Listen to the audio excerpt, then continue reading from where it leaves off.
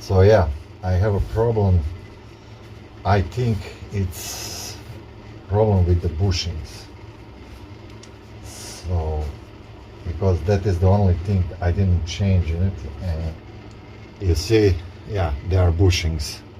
And how I know that, and this is really the first time I try this,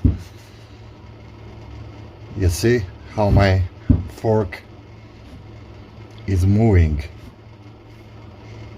and it shouldn't move. So I have, quite frankly, I'm pretty shocked how much it moves.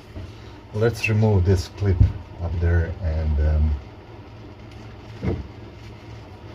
have a better look. So now you have made a better view on how much movement I have on my forks. You see? Yeah, this is really terrible. And now look at the new one and look at the old one.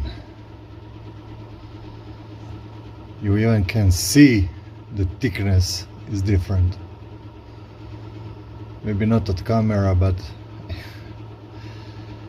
and yes, they were due to change. Same thing here.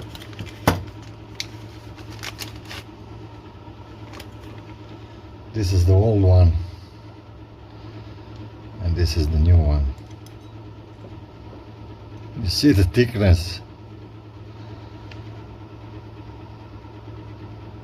It's a huge difference.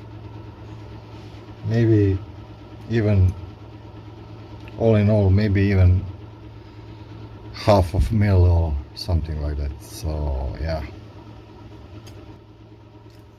Don't rebuild your forks without changing your bushings.